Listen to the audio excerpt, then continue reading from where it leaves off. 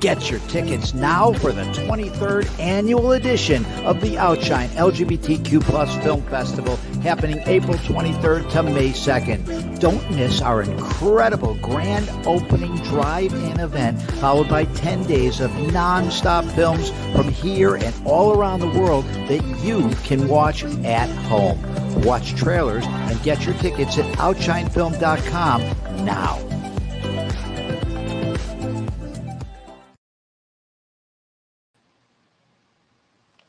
All right, welcome everyone. My name is Chris Vastine, and welcome to the 23rd Miami edition of the OUTshine LGBTQ Plus Film Festival.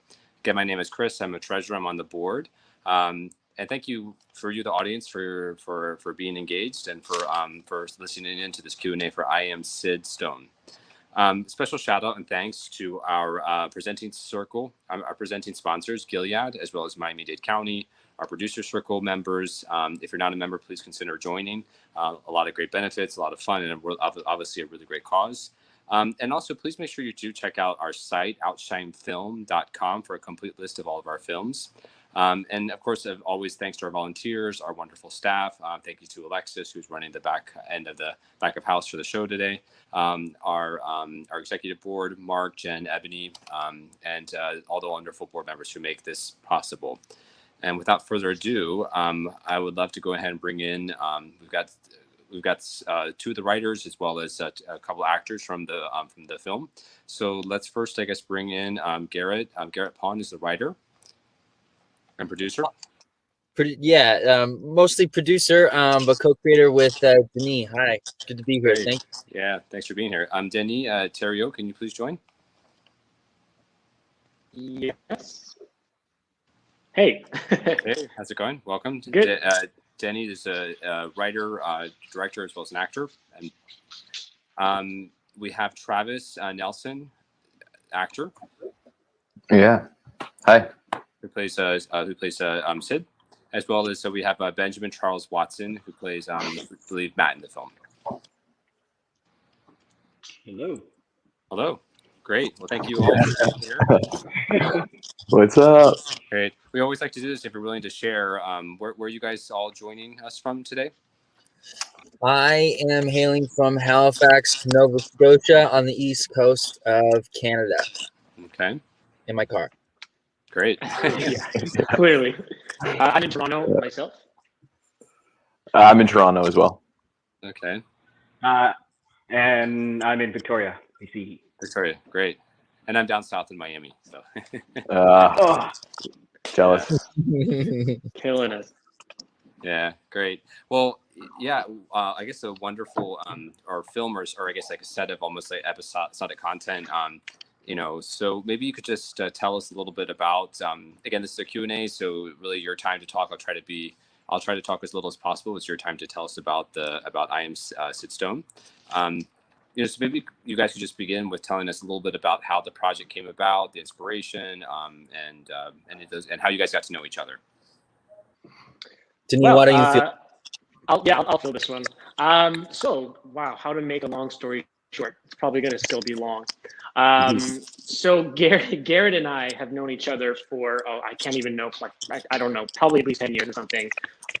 We used to go to a lot of the same auditions in Halifax. We were sent, we relatively looked the same age range and all that stuff. So cut to, I think, 2014, I wrote a short film called I Am SYD STONE. And I basically wrote it with him in mind because I would always see him, and the program delineated that I could not play the role myself, which at the time I was still acting. So I wrote it for him in mind, and lo and behold, we shot the film, and about a year later it came out, and it took off. It really took off for us unexpectedly. We put our heart and soul in it, but we never thought it would take off that way. It kind of went around the world, about 35 film festivals, nominated for the Irish Prize. So, after that whole run, we put it online, and collectively it was around, I think, like 3 or 4 places online, and collectively it eventually reached 1 million views. So Garrett and I kind of reconnected, even though we've been talking over the years, but we reconnected over that fact. And we had both kind of recently stepped behind the camera and stopped acting, and said, "Hey, like I wonder where Sid is at this point in his life. Let's see." The comments online were saying, I would like to see what happened to him, or is there a sequel, or can you make another short? So we, so then thus the short like web series was born, basically. Great. And in terms of, I guess, casting for the short series, how did that come about? How did Benjamin and Travis get involved? Garrett, go for it. Sure. We hired this amazing casting director in Toronto, Jesse Griffiths, who was a recommendation from a mutual friend. And we kind of, I guess, more so did kind of a traditional casting approach on this project. And, it was the first time that we kind of we saw actors like saying the lines for a character that I had once played. And so that was kind of an interesting experience, like kind of stepping, like, I guess the first time seeing what that new kind of role was going to feel like on me personally. And then when we saw Travis, we got a tape from Travis first. And it was so funny. Denis texted me and he was like, "Have you seen the tapes yet?" And I was like,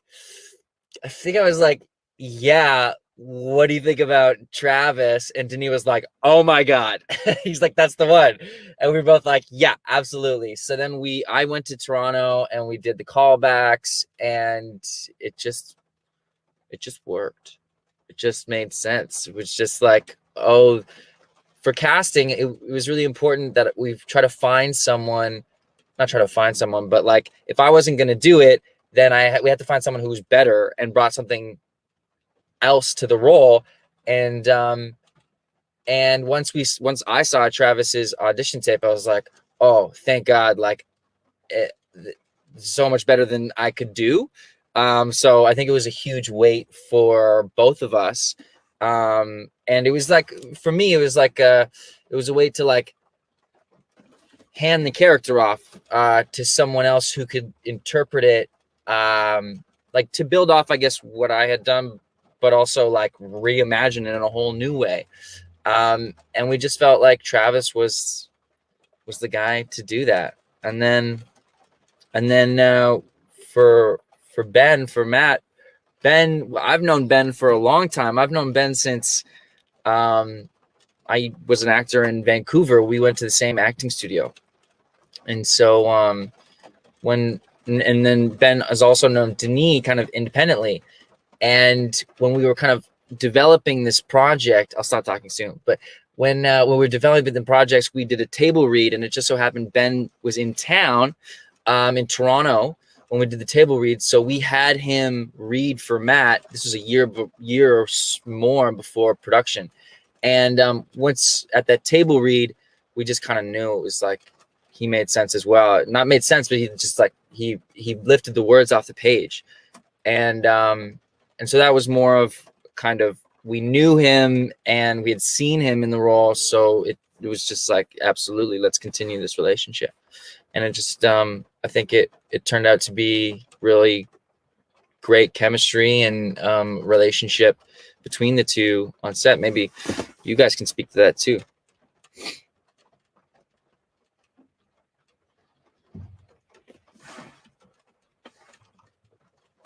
You're on mute there. Am I mute? Oh, there you go. Nice. Yeah, I mean, I've known Brad before. I've also known Travis from Vancouver. We're both actors, like in the same acting studio. So Yeah. And we were friends, but we weren't in the same class. So, like, I knew of him, he knew of me, that kind of a thing. And then I found out he was playing Sid. I knew I was going to have an actor that is going to be absolutely incredible and someone that we can bounce ideas off of and someone that will be phenomenal to work with. So getting the opportunity to work with Travis, I mean, like, you are a phenomenal actor. So it literally was very easy to like play around. Yeah, and Ben's slightly wrong there. We did have a class together. back in Vancouver. And yeah. And then that's when I became very aware of Ben's emotional range and just ease of accessing, certain parts of characters. And so to come back around years later to get to work together was pretty cool. Yeah. Did we lose the host? Yeah. Is our host gone? Or maybe they just muted him. Oh, no. Oh, he's coming back. Oh, Chris, you're back. Okay, I'm back. Sorry. we lost you. I know. Can you guys hear me now? But okay? yeah, if I can add to that, yeah, what was really cool is it's even all of this kind of connected. Even there was our wardrobe person also knew Travis from Toronto. Like there was a lot of even though all of us were kind of spread across Canada, when we met to do this show, it's like, oh, you know this guy, you know that guy, and so in Ben and Travis's case, how cool is that they already knew each other, and we never planned to hire Travis, like we found him in an audition, right? So it was really cool for that to have serendipitous in a way, and that they already have at least a built-in, they're not meeting cold turkey. Mm-hmm. They knew about each other and each other's skills. So it definitely made their because they have to get close in the show. It made that a little easier, I guess. Yeah, no, for sure. No, it seemed like there was a lot, the chemistry was very good, and that, it was very in sync in that sense.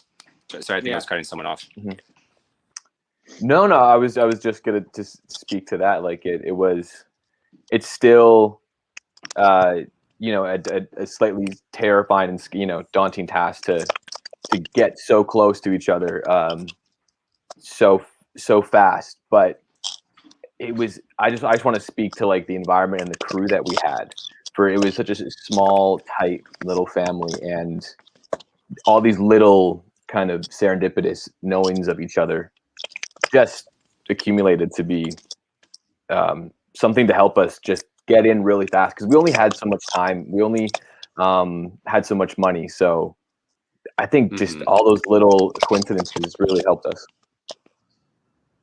Mm-hmm. Yeah, no, for sure. How long did it take to actually film everything? 15 days. 15 days for I think, Denis, you might know better than me, but it's 84 minutes in total, I think now. It's essentially a short feature length film in length. Yeah. Mm-hmm.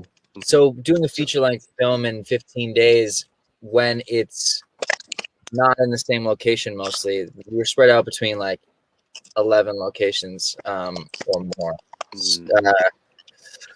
We're in December too, when it's starting to get cold, and it's just it was hard. But what I will add to that though is that.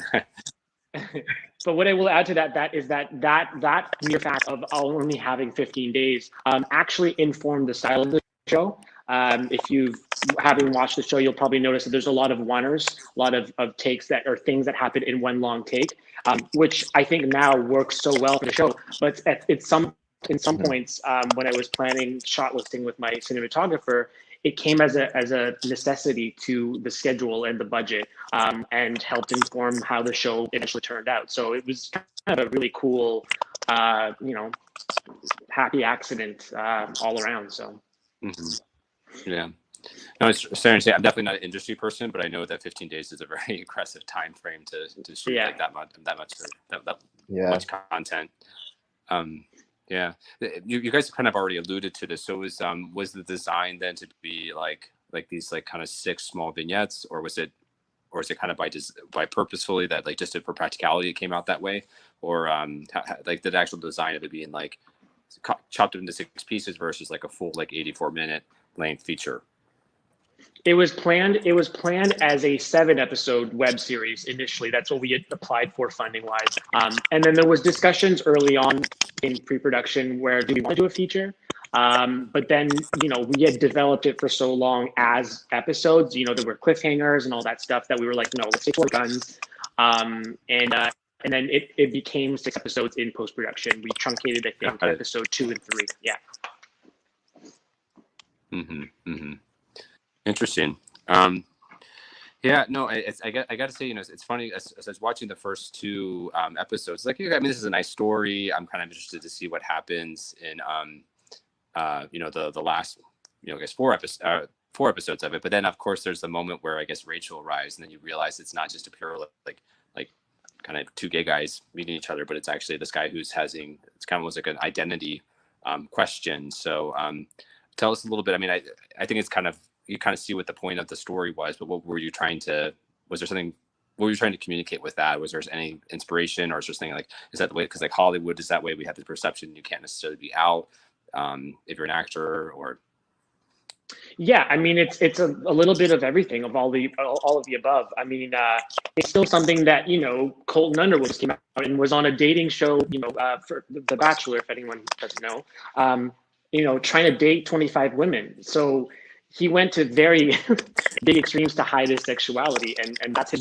journey, and that's totally fine. But so yeah, I guess that was a commentary of, oftentimes gay men either, get a beard, a proverbial beard, or, get in relationships with women to hide the fact that they're gay. But, I'm sure they're aware that they're potentially setting that other person up for heartache. But, sometimes you feel like you don't have a choice. So that it was a commentary on that.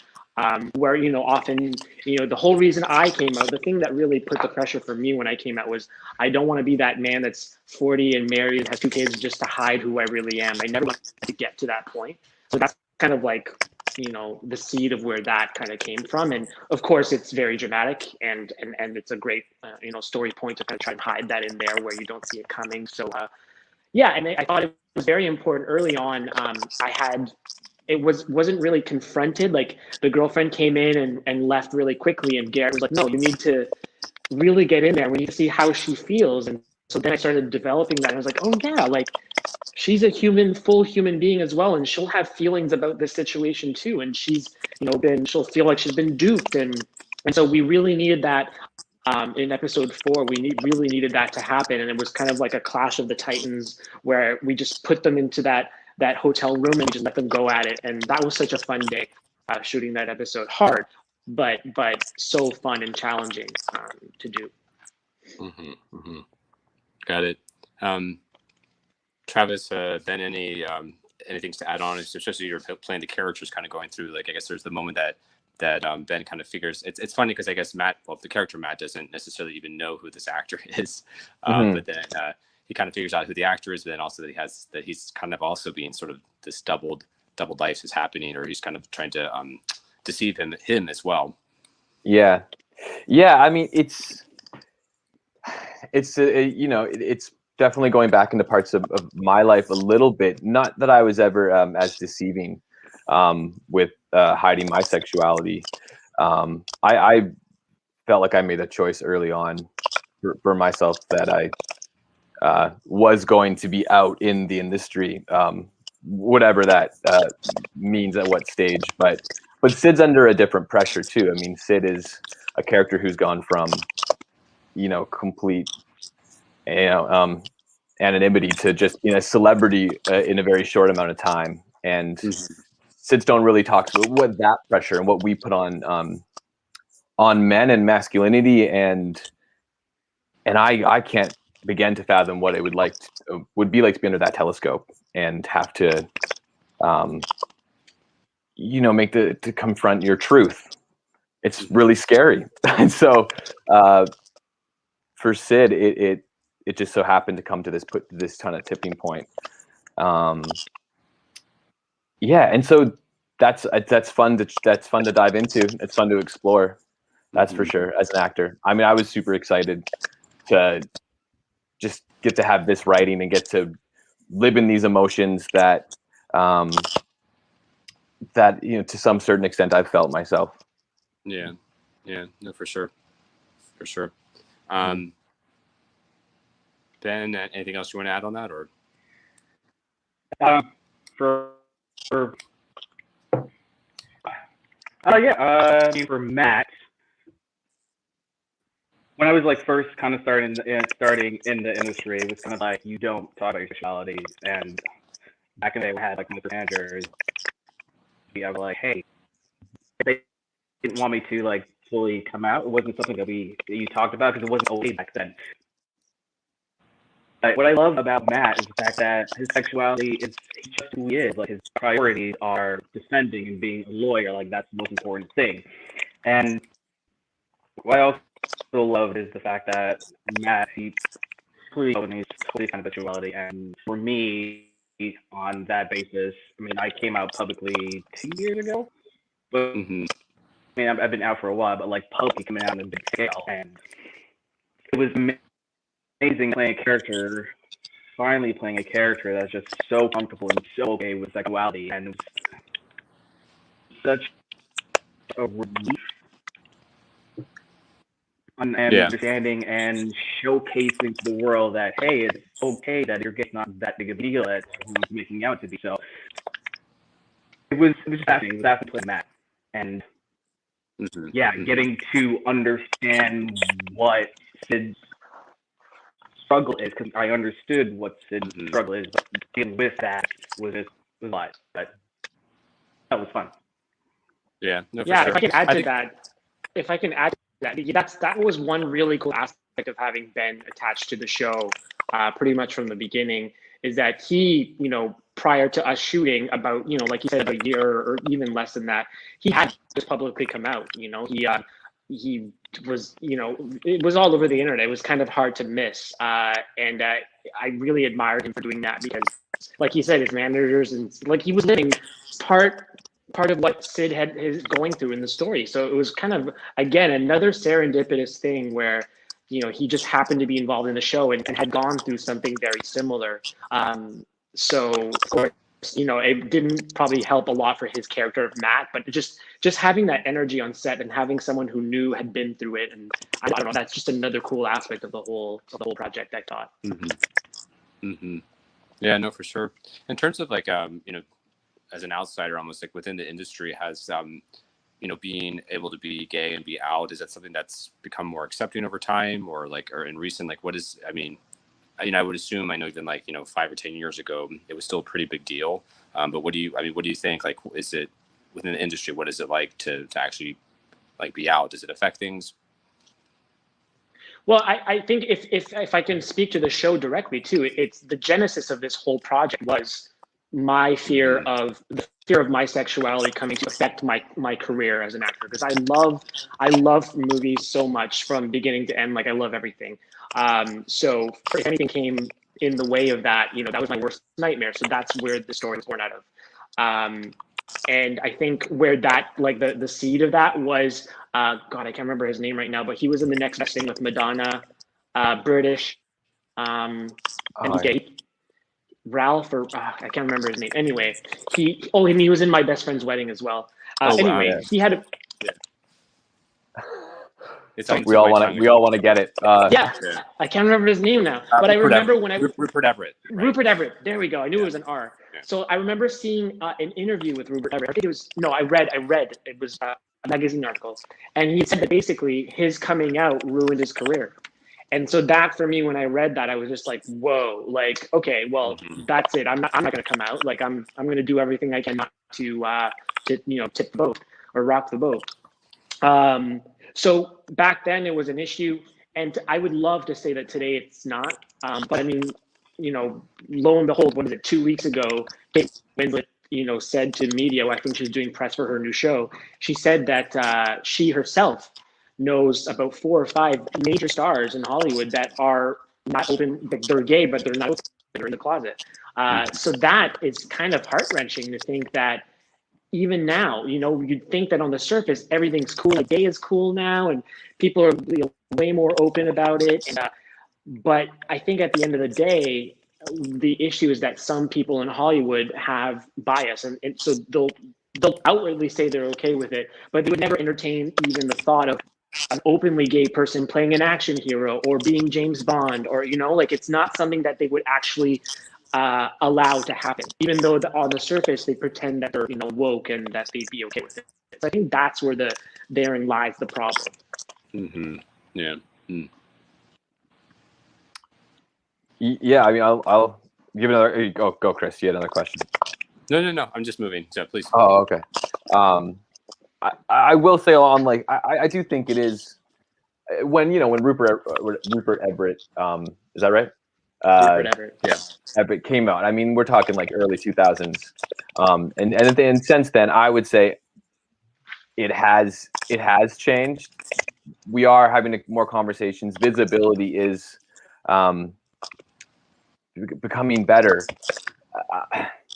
I think there's still I think conversation still relies around like in casting, like when James Corden gets cast in Prom, and is there no other, just amazing queer person out there who could have done that job and could have used that lift and could have, done it and just given proper representation. And I think there's these chances we're still missing, but when it comes to young actors, even like pushing low millennials to like Gen Z, I think we're seeing like going to be a resurgence of just queer actors coming to like Justice. Smith.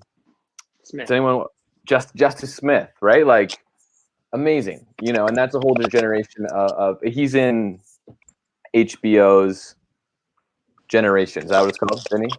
Yeah. But he was also before that. He was in like the new Jurassic Park, like New Jurassic Jurassic of his career. Yeah. And to have it to show us a different, he is playing a character, but a different side of maybe more authentic side of himself. Without, it just seems like he's only rising because of it, and I do hope and I do think that's the way we are going.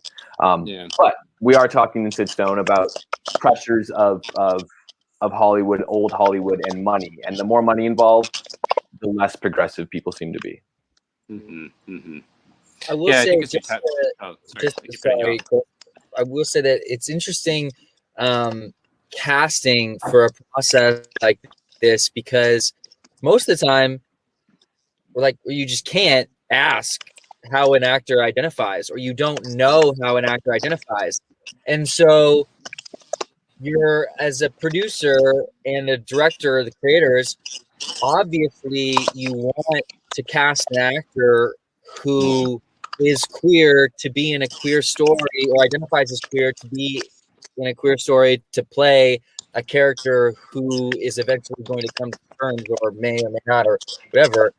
But you can't go out you can't ask that person. It's so it's kind of like it's up to you to make space for that performer to offer that information to you, and to also just kind of hope in a way. It's just it was an interesting thing in the casting process, because it was like, oh, we love Travis, not sure, can't ask. Maybe he'll tell us at some point. Hopefully he is. There we go. You know what I mean? It's a weird. We just haven't ironed that out, I think, in the industry yet, on how to properly do that. Yeah, I think it's. I think, and obviously, it's not even just the industry. I think it's sort of society as a whole. It's like, I work in an industry that, actually, because of all the political events that happened in 2020 or even before, I think with everything that really erupted in 2020 has had a lot of companies have had to respond to, whether it's Black Lives Matters, being more inclusive with hiring practices, and really looking at, what they're doing. And it's even the point of being more inclusive, like on LGBTQ issues, like our whole company has a platform on that now, which is great. I think a lot of companies, we're not alone in that. But still, the fact that, if you somehow confuse someone for being gay, or asking that it's like an insult, or, that's not the case at all. It's just their identity. And so hopefully, I think the younger generation is, certainly will, they want to see movies that they know are sort of espousing those types of values. Just because, as do the audiences who go to see them as well. So, right. Great. Well, you guys have been super generous. I know we could keep on talking.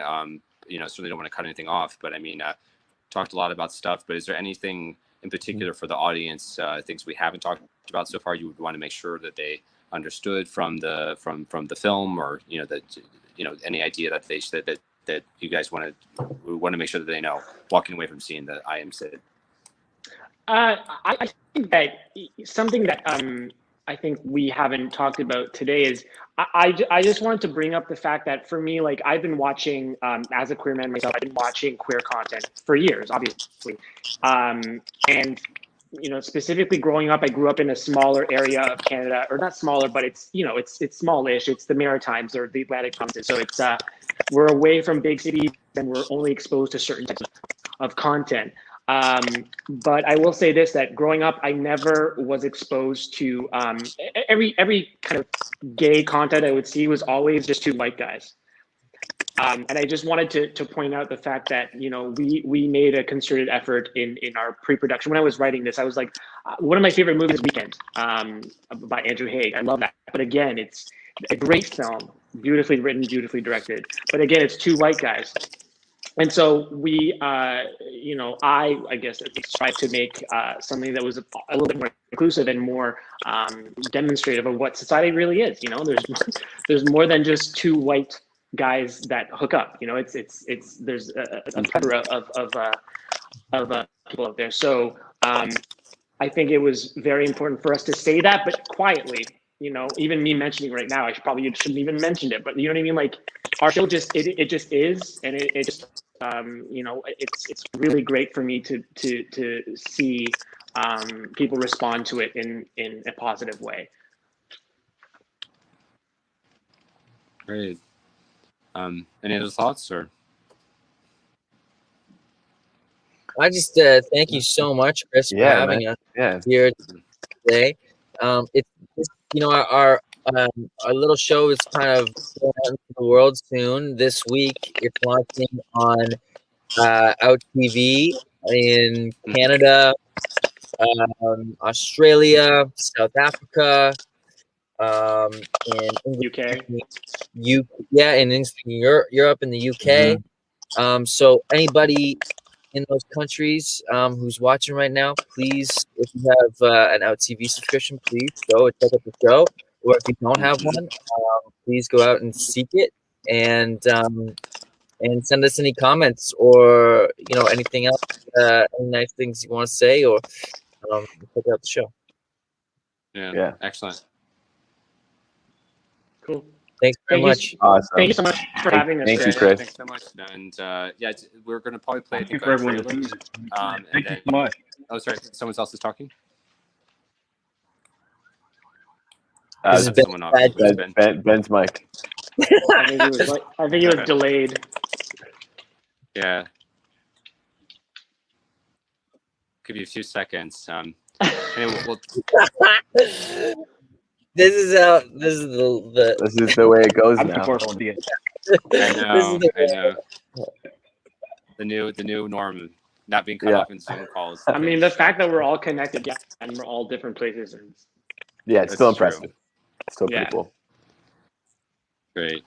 Well, I think we'll leave it at that for now, but thank you so much to Garrett, Denise, Travis, and Ben for joining us today, and for all of you for watching AM SYD STONE, as well as supporting the OUTshine Film Festival. I think we'll end with a trailer, and thank you so much, and have a great day, everyone. Thank you. Thank you. See you guys. Thanks so much.